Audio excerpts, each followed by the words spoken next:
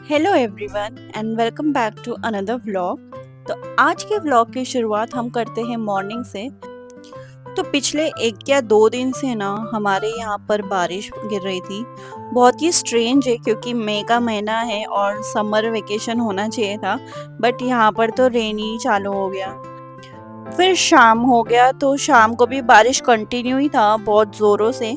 तो फिर भजिया खाने का मन किया एंड यहाँ पर गार्गी कैबिनेट खुला दिखा नहीं उसे कि एक्सप्लोर करने लग गई। और उसे अगर पूछेगा क्या कर रही है तो वो स्माइल दे देती है। तो गार्गी के साथ बात करते करते तेल इतना गर्म हो गया कढ़ाई का कि उसमें भजिया डालते ही वो जलने लग गया था। और यहाँ पर फिर मुझे गैस स्लो करके किसी और की मदद लेनी पड़ी। और यहाँ पर हमारा गरम भजिया तैयार हो गया। यहाँ पर मैंने फ्लैश लाइट इसीलिए ऑन किया है क्योंकि यहाँ की लाइट चली गई है, एरिया की लाइट।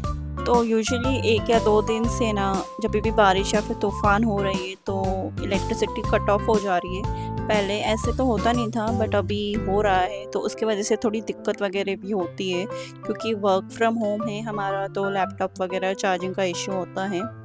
यहाँ पर फिर मैंने हमारे लिए भजिया लाया था हमारे रूम में। मैंने 3 टाइप के भजिया बनाए थे, बैंगन भजिया, कांदा भजिया एंड आलू भजिया। और यहाँ पर गार्गी के पापा ट्राई कर रहे थे कि जो चार्जेबल बल्ब है उसको पावर बैंक से कैसे ऑन किया जाए, बट वो तो ऑन हुआ नहीं, उसमें कुछ इशू था। तो हम अपना चाय नाश्ता कंटिन्यू करने लग गए। और यहाँ पर गार्गी फिर से आ गई कि मुझे भी भजिया खिलाओ। और यहाँ पर भजिया खाते खाते 7 बज गए थे तो लाइट तो आई नहीं, तो मैंने सोचा कि डिनर ही बना लूँ। पर फिर से लाइट आ गई। तो लाइट जो है बार बार आ रही थी, फिर बाद में थोड़ा सा भी बारिश पड़ रहा था तो वापस से कट ऑफ हो जा रहा था। एंड यहाँ पर मैंने आटा गूंद दिया था। हमारे घर पे जो है मोस्टली डिनर में रोटी रहता है, राइस रहता है दोपहर का अगर बच गया तो ही, वरना रोटी ही मेन रहता है, तो वही हम बना लेते हैं फटाफट से। मैं रोटी बना ही रही थी कि वापस से लाइट चले गई, तो फ्लैश लाइट एंड मोबाइल के टॉर्च से ही रोटी बनाना पड़ा। मुझे मालूम था कि लाइट ऑन ऑफ हो रहे हैं क्योंकि 1-2 दिन हो गए, तो इसलिए डिनर भी जल्दी बना देते हैं।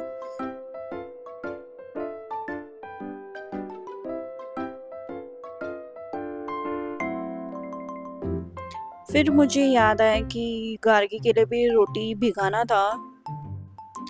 तो गार्गी का डिनर रहता है दूध में भीगा हुआ रोटी, फिर हम उसे मिक्सर में पीस के दे देते हैं। रोटी खाने से फ़ायदा ये रहता है कि उसका पेट थोड़ा भरा हुआ रहता है, पूरी रात वो अच्छे से सो पाती है।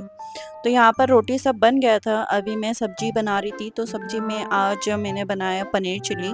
पनीर मैंने काफ़ी दिनों से ला के रखा था, मतलब 1 या 2 दिन हो गए थे। एंड कुछ और मज़े का था नहीं, तो फिर पनीर चिली सोचा बना लूँ। तो उसी के लिए मैं अभी पनीर क्यूब्स में कट करके थोड़ा सा शैलो फ्राई करती हूँ। शैलो फ्राई करने से जो पनीर फ्रिज में रखा हुआ हार्ड हो जाता है वो थोड़ा सा सॉफ्ट हो जाता है एंड थोड़ा सा टेस्ट भी अच्छा लगता है। तो यहाँ पर मैंने रोटी के तवे पे ही थोड़ा सा ऑयल लगा के पनीर को शैलो फ्राई करने रख दिया था। थोड़ा सा बस सेक लेंगे, ज़्यादा कुछ नहीं।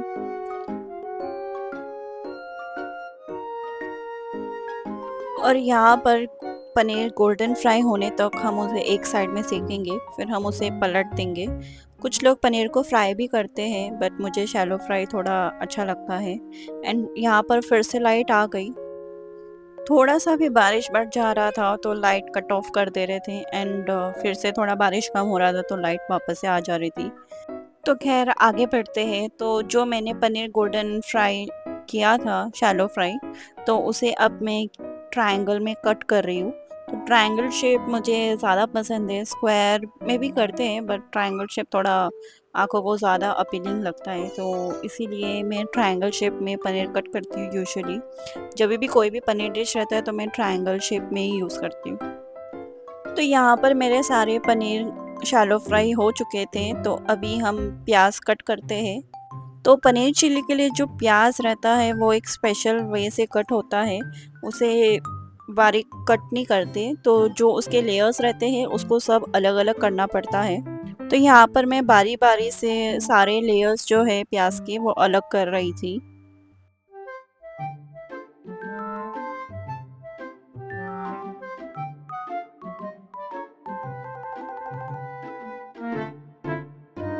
तो यहाँ मैं वो प्याज का लेयर अलग कर ही रही थी कि मुझे अचानक से याद है कि गार्गी का जो रोटी जो हमने दूध में भिगाया था वो मिक्सर में पीसना है। अभी लाइट था तो मैंने सोचा कि फटाफट मिक्सर में पीस लेती हूँ, बाद में क्या पता लाइट चले जाए तो फिर उसका खाने में थोड़ा सा इशू हो जाएगा। मिक्स करके अगर कर देंगे तो वो अच्छे से खाती है, वैसे भी वो रोटी खाती है बट वो इतना नहीं खा पाती जितना हम अगर ऐसा पेस्ट बना के खिलाएंगे उसे। तो यहाँ पर उसका रोटी एंड दूध मिक्सर में मिक्स करके ऐसा दिखता है, तो उसका डिनर तो सेट हो गया। यहाँ पर फिर मैं कैप्सिकम कट कर रही थी, तो पनीर चिली के लिए जो कैप्सिकम है वो स्क्वायर में कट होता है। तो जो पनीर चिली मैं बनाती हूँ उसमें मैं प्याज एंड कैप्सिकम ही डालती हूँ विथ जिंजर गार्लिक एंड मिर्ची अगर स्पाइसी चाहिए तो। पनीर चिली थोड़ा-सा ईज़ी लगता है, उसमें इंग्रीडिएंट भी ज़्यादा कुछ चाहिए नहीं है, जैसे कि आप देख सकते हैं सिर्फ प्याज़ एंड कैप्सिकम था एंड पनीर, बस इन 3 चीज़ों से ही पनीर चिली टेस्टी सा बन जाता है। तो यहाँ पर मैंने कैप्सिकम कट किया क्यूब में। यहाँ पर मैंने 3 कैप्सिकम निकाले थे बट आई गेस वो मुझे फ़ील हुआ कि बहुत ज़्यादा है, तो मैंने थोड़े कैप्सिकम बचा दिए थे। और यहाँ पर मैंने कढ़ाई में ऑयल रखा था, तो ऑयल गरम करने के लिए हम रख देते। फिर मैंने जिंजर गार्लिक एंड मिर्ची थोड़ा कट किया था, तो वो फर्स्ट हम डाल देंगे। यहाँ पर उसको थोड़ा-सा हल्का ब्राउन करने तक हम उसे रोस्ट करेंगे, तो उससे क्या होता है जो फ्लेवर्स रहते हैं वो थोड़ा अच्छे से आता है पनीर चिली में। फिर यहाँ पर वो हो गया तो फिर हम अपना जो प्याज़ किया है हमने लेयर्स में, तो यहाँ पर मैं सारे प्याज एंड कैप्सिकम एक साथ ही डाल देती हूँ एंड गैस का फ्लेम हमेशा हाई रहता है। जो भी चाइनीज़ आइटम रहता है उसे यूजुअली कुक हमेशा हाई फ्लेम में किया जाता है, तो उससे जो फ्लेवर्स है वो और अच्छे से आता है। तो यहाँ पर हमने कैप्सिकम एंड प्याज जो है कटे हुए जो हमने काटे थे वो सब डाल दिया था।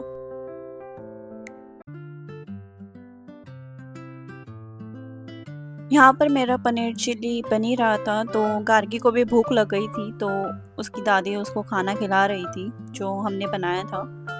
तो यहाँ पर थोड़ी देर 5 टू 10 मिनट्स बाद आई गेस यहाँ पर कैप्सिकम एंड प्याज जो है वो अच्छी तरह से पक गए थे। तो अभी मैं डालती हूँ सीक्रेट मसाला जो है चिंग्स का पनीर चिली।